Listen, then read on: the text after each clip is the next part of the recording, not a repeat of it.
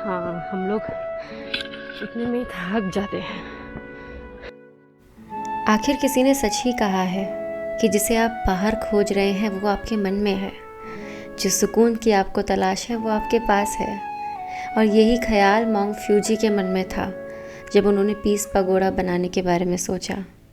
Actually Hiroshima और Nagasaki में हुए बॉम्ब ब्लास्ट के बाद उन्होंने चाहा कि वो दुनिया भर में एक पैगाम पहुंचाएं, लोगों से कहें कि मैं ये जगह बना रहा हूं जहां पर सिर्फ़ और सिर्फ यही सिंबल होगा कि यहाँ शांति पसंद लोग हैं, यहाँ हर एक इंसान एक है, एक बराबर है। हर तबके के, हर मज़हब के, हर कल्चर के लोग को यहाँ पर वेलकम किया जाए। कितना खूबसूरत सा ख्याल है ना ये। काश कि हम सब ऐसे ही सोचते, काश।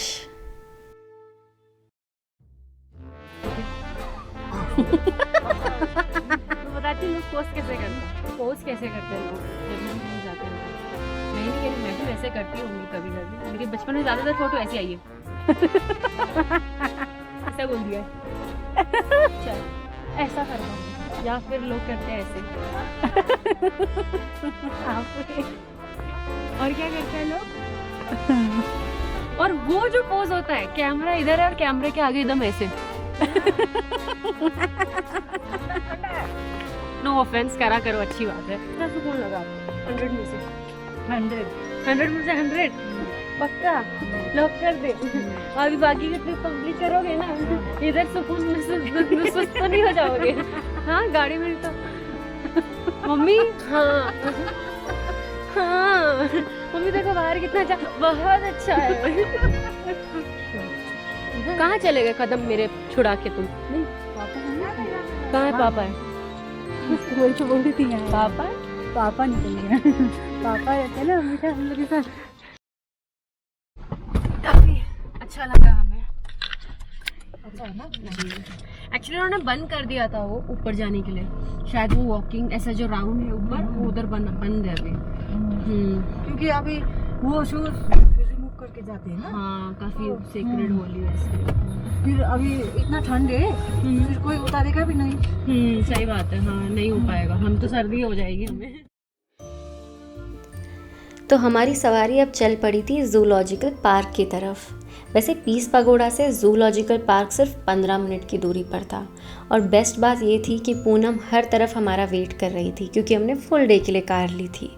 लेकिन एक और बात थी, मुझे उसे ड्राइव करते हुए देख के बहुत खुशी महसूस हो रही थी, या यूँ कहूँ कि बहुत ज़्यादा प्राउड फील हो रहा था, उतना ही जितना कि मुझे एक लेडी पायलट को प्लेन उड़ाते हुए देखकर होता था।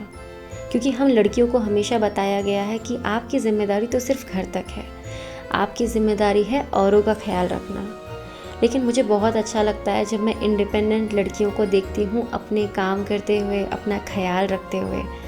ऐसे लगता है कि हाँ, वो भी एक समाज का हिस्सा है, उनकी भी आवाज़ सुनी जाएगी, चाहे फिर वो क्यों ना एक दार्जिलिंग की कार ड्राइव करना हो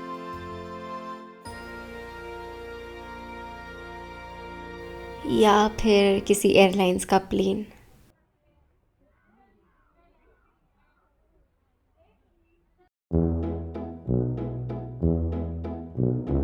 हमें 2 टिकट्स चाहिए, एक कैमरा है मेरे हाथ में, तो टिकट ठीक है मम्मी। तो पहले क्या देखना चाहेंगे आप? पैर उस तरफ है, स्नो लेपर्ड भी उस तरफ है, तो पहले कहाँ से शुरू करें? इस तरफ जाए, उस तरफ जाए? इस तरफ चलते हैं, ठीक। 95 कैलोरीज बर्न हो गई यहाँ तक आके। देखो नीचे लिखा है, तेरी नीचे देखो ज़मीन पे हमारी। हाँ, यहाँ चल के आने तक 95 कैलोरीज। अब आगे की कैलोरी काउंट हम वहाँ देखेंगे।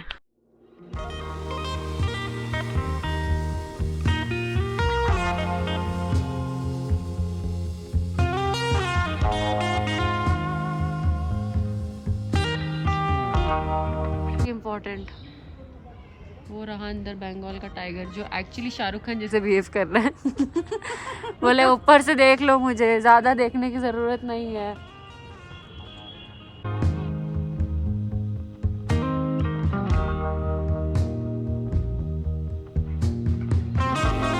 कैलोरीज बर्न की आपने वहाँ तक जाकर 100, ठीक है, चलो गुड गर्ल। कोई किसी ने तो ये कैलोरीज को बहुत सीरियसली ले लिया है इस वक्त, ये तो काफी अच्छा तरीका है ना, जू को एंजॉय करते हुए आपकी कैलोरीज बर्न हो रही है ये तो अच्छी मॉर्निंग वॉक हो गई आपकी। मम इस तरफ।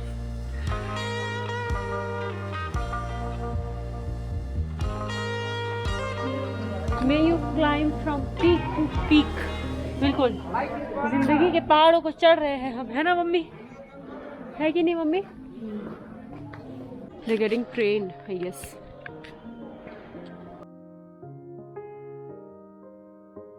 इतना बड़ा ट्रेनिंग सेंटर, यानी कि किसने सोचा होगा कि माउंटेन को क्लाइंब करने के लिए भी एक ट्रेनिंग सेंटर खोला जा सकेगा।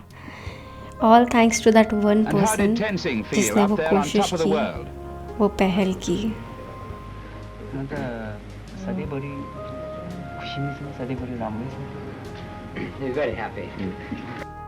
To travel, to experience and learn, that is to live।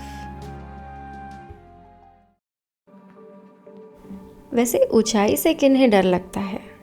अगर आपको डर लगता है तो शायद इस व्लॉग के बाद आपको डर थोड़ा सा कम लगेगा, क्योंकि यकीन जाने ऊपर जाने के बाद जो नीचे के नज़ारे हैं ना, याद रखेंगे आप, तो डर को भूल जाइए। नेक्स्ट स्टॉप है हमारा रोपवे। लेकिन बिना एडवेंचर के आयत की लाइफ हमेशा इनकम्प्लीट है, तो एडवेंचर इज़ अ मस्ट। और उसी चक्कर में ये हो गया। क्या हो गया आगे देखते रहिए। केबल कार में जाएंगे, टिकट ले लेते हैं। 520 रुपीज़ का टिकट। Thank you. चलो चलते हैं।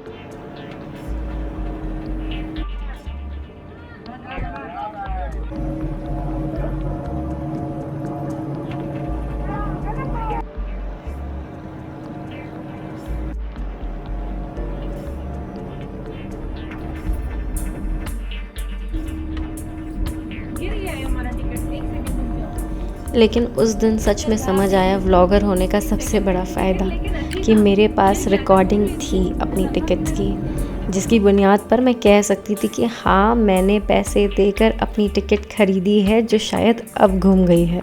लेकिन वहाँ खड़े लोग देख रहे थे, मुझे पता था उनमें से एक ही कोई होगा जिसकी लॉटरी लग गई होगी दोनों टिकट के साथ। नसीब काफ़ी अच्छी थी मेरी जो स्टेशन मैनेजर अवेलेबल थे। जाहिर है उन्होंने कहा कि फुटेजेस दिखाइए, सबूत बताइए कि आपने टिकट्स ख़रीदी है, और हमने तो ख़रीदी थी ही। और मैं बैठ गई अपना भाषण देने के लिए कि हम तो दार्जिलिंग का व्लॉग बनाने आए थे और हमारी जो टिकट है वो गिर गई और गिर के चोरी हो गई। लेकिन मैनेजर साहब काफ़ी मेहरबान थे, उन्होंने मेक श्योर किया कि हमें कोई और तकलीफ़ ना पहुँचे, जिसके लिए मैं वापस से शुक्र अदा करना चाहूँगी इस वीडियो में उन दोनों साहबजादे का जिन्होंने एक्चुअली हमारी मदद की उस वक्त पे। वरना तो पता नहीं शायद दोबारा से टिकट लेनी पड़ती, जो मैं शायद नहीं लेती। Please allow ride 2 passengers. नहीं वो बोले कि कितना बड़ी बात है जो तुम्हारी टिकट उठा के चलेगा और वो एक मिनट में चला, क्योंकि हम लोग का ध्यान नहीं था ना, मेरा कैमरे पे ध्यान था। इसके पहले अपने नीचे दिखाना है ना। हाँ रुको रुको मैं जेब पे रख कुछ ज़्यादा नहीं होगा,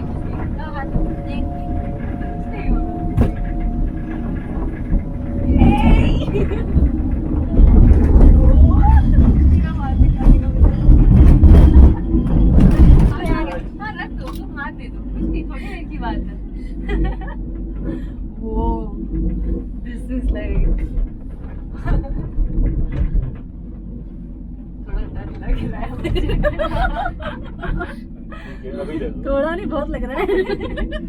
नीचे देखो मम्मी, नीचे नहीं देखने वाला नहीं